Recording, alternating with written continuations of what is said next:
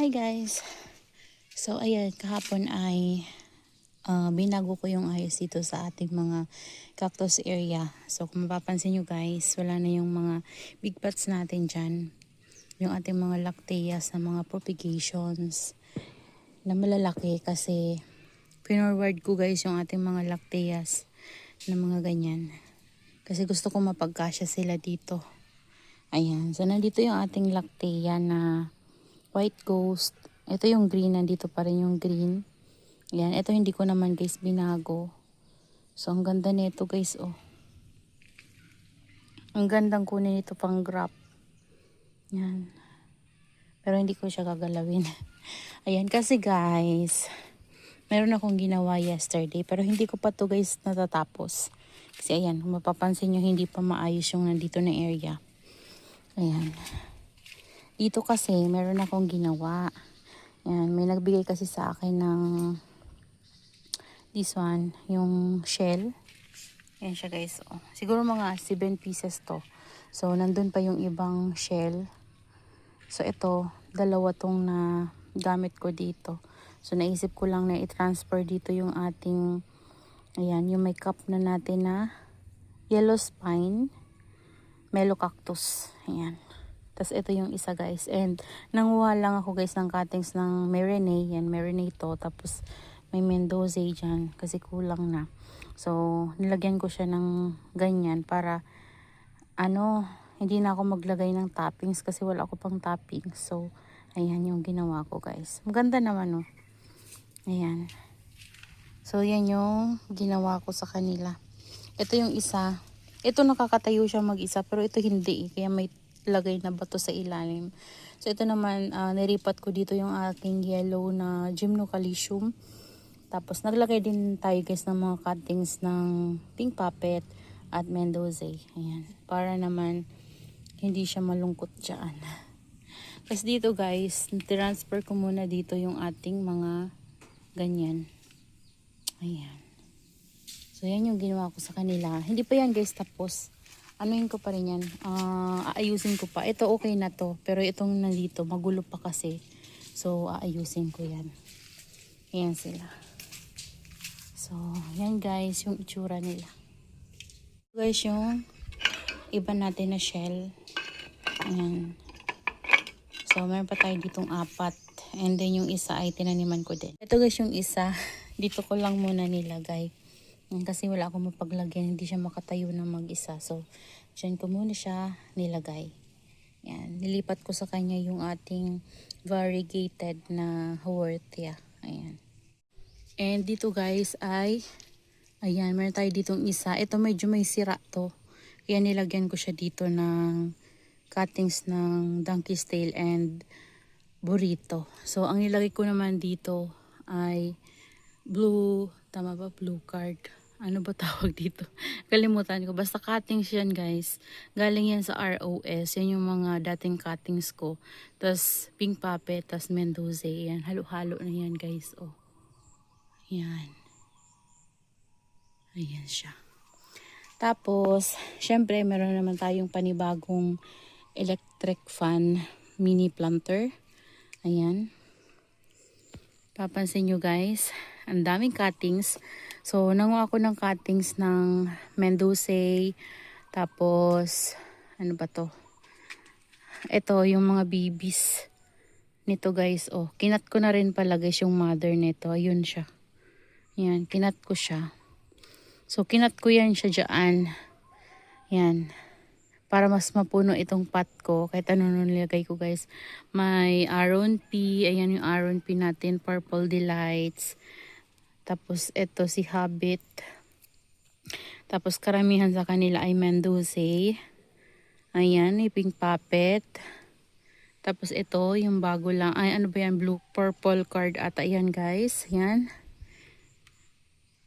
Tapos si pink puppet yan guys. Tapos si Chloe. Ayan. Yan. Ang lalaki ng Chloe na to guys. Oh. So ayan yung itsura nila guys. O diba? Kung naalala nyo, yung ating isang electric fan na takip na planter ay napakita ko din sa inyo last time. So, naisip kong gumawa ulit ng isa. So, ito yung mga nilalagyan ko guys ng mga cuttings ko. Medyo kulang nga yung plastic ko. Oh. Pero hayaan nyo na kapag nag-ugat yan, hindi na yan malalaglag. Ayan. Kinapos yung plastic ko. Ayan oh. Pero okay lang guys. Ayan yung itsura niya. Ayan. And papakita ko sa inyo yung isa. Nandito. Yan yung pinakauna natin na electric fan na planter na ginawa. Tingnan nyo guys, oh, yung propagation ko. Oh, ang dami kong ganyan, nagkalat-kalat kung saan. Dito yun guys, galing. Oh.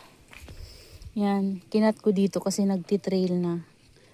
Ayan, nabubulok na yung ano natin dito guys. Oh. Hindi kasi mainitan, tas panay ulan. Dami ko guys iriripat. Yung mga ganyan, kailangan kong kunin at iripat sa separate pot. So, ito guys. Ito yung isa nating planter na ito malaki to na electric fan. So, ayan. Meron tayo ditong lovely rose. Ayan. Ito yung mga dating lovely rose na pinagkatan ko nagkaroon ng babies. Ayan. Ito yung sila guys. As mga babies lang from the propagation. Tapos ito yung mga ganito natin. Yung iba guys namatayo. Nawala dito. Hindi ko alam kung ano yung mga namatay. Pero may mga namatay sa kanila. Pero okay lang. Ayan, may mga namatay. Ayan, ito. Papalaguin natin to para mas maganda. Tapos may luwela. Ito yung mga nasa ROS natin ng mga succulents before. Kinuha ko, inipon ko, tapos pinagsama-sama ko. Ayan, yung mga ganito, mga propagation natin from red lantern. Ayan. Ayan guys, so ito 3 heads. Lumaki na siya guys. Before maliit lang yan eh. Ayan, ito siniksik ko na lang yan. Tapos itong isa, nakalimutan ko. Yung ang name niyan guys. Hindi yan red lantern. Tapos itong mga babies yan guys na yan oh. Marami pa ako mga ganito na nagkalat kung saan saan. Mga propagation ko galing dito. Ito yung pinaka mother niya. Ayan. Tapos ito, nag-iisa na lang siya guys. Meron ako niyan red before. Ala, natanggalan ng leaves. Ito, meron ako red nito before, namatay. Hindi niya nagustuhan siguro yung soil na ginamit ko or nalunod siya sa ulan. Ewan ko lang guys. Ayan. So, ito yung ating isang electric fan na yung takip guys ng electric fan na planter. Ayan. 'Di ba? Tapos doon meron pa tayo. So, dalawa na sila, pero pinag-iisipan ko pa guys kung saan ko siya pwedeng ilagay. And kulang yung ano ko pala, 4 pala yung nilagay ko dito. Dapat pala 4 din yung 3 lang kasi yun eh. Hindi na kasi kasya. Maikli na yung ganito. So, 3 lang yung parang ganito. Dapat 4 ganyan no. Para mas matibay. So, dadagdagan ko na lang yun. Para hindi siya bumigay. And mabigat kasi siya guys kasi yung nilagay ko sa ilalim niya ay yung bulok na rice hull. Tapos puro na garden soil sa top. Ayan kasi ano lang manipis lang siya. So kailangan marami yung ano natin nagagamitin. Garden soil para tumaba yung plants natin sa kanila. Ayan. Tapos dito guys, ayan na yung update sa ating mga pinugutan na purple delights. Ayan. Yung mga pops sila, malaki-laki na din sila guys. Yung mga leaves na natira sana sa mga pinagkatan ko, tatanggalin ko. Kagaya yung mga nandito na abot ko. So tinanggal ko para malipro pa. Pero yung mga nandun sa dulo guys, hindi ko na maabot. Ayan, tapos, ayun guys, oh. Ayan, tinanim ko na yung mga ginrafta natin. Yan yung ano, Medusa kaput. Tapos galing dun sa ating chimera na cactus. Papakita ko sa inyo guys. Tinanim ko siya sama-sama sa isang pot para makalis tayo ng space. Ayan, hanggat hindi pa sila lumalaki, dyan muna sila. Dyan ko sila guys papalakihin. So ito guys yung ano natin mga graft na chimera. Ayan yung chimera. Yung isang chimera na ganito cuttings, nabulok siya guys kasi naulanan siya. Napasok siya ng tubig. So, wala na guys. Namatay. Ayan. So, ano na lang, ito na lang yung natira tapos meron pa doong isa. So, ito, tinanim ko na dito para magkaroon na sila ng ugat, hindi sila ma-dehydrate. Tapos ito, antayin natin itong magkaroon ng baby. So, medyo napanood ko sa tutorial nung ginayahan ko nito guys, ay medyo matagal-tagal to magkaroon ng baby. Kasi ano yan eh, parang yung branch niya, yung dahon, kinat-cut natin, tapos nilagay natin dyan. So, antayin natin siyang magkaroon ng pups. So, medyo matagal-tagal pero tatry natin, antayin guys. Yan, tinry ko siya para mas maparami ko yung ating kapot. Medyo pricey kasi guys yung kapot. Kaya naman, gusto ko talaga siyang i-propagate. Astor Python kasi to guys, and sobrang nagagandahan ako sa kanya kapag nag-flower siya. So, paparamihin ko talaga siya kahit na medyo mahirap at matagal tayong mag-aantay, itatry natin. Kaya tayo nag-try na ganito. Ayan, diba? Patience lang sa pag-aantay guys. So, yun lang naman guys yung nagawa natin today. Siguro ito, dadagdagan ko siya ng isang tali dito guys. Oh, kasi medyo bumibigay siya dito ng banda. Oh. Ayan, dagdagan na lang natin. Pag nakahanap ako ng pwedeng itali sa kanya. Ayan. So, antayin lang natin na mabuhay to. At bibigyan ko to guys ng update. Para naman kapag gusto nyo ding itry, pwede nyo gayahin. Kasi yung ganito guys, marami na kayong maitatanim. Tapos, mga ano lang, mga cuttings propagation. Tapos, pwede nyo isabit sa isang area na maiinitan sila.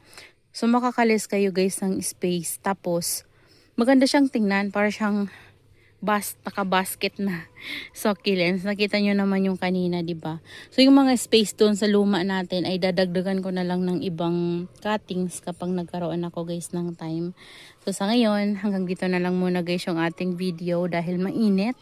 So makulimlim kanina pero ngayon lumalabas ng konti yung init and sobrang alinsangan. Kaya naman yun lang guys. Maraming salamat po sa inyong panonood and see you on my next vlog. Happy gardening everyone. Shout out kay Mama Donna TV, Sis Aika of Succulent Please. Mega love shout out Ma'am Mary Jane Ramos, Sis Baby Lina Sarita. Hi sis. And also kay Ma'am Susan Fable and Sis Rowena and Sis Linsky. Yan, mega love shout out. So sa lahat ng ating mga viewers na hindi ko na shout out, ayan, hindi ko na kayo maisa-isa. Yan, sobrang init guys, grabe. Shout out sa inyong lahat guys and thank you for watching. That's all for today. Bye!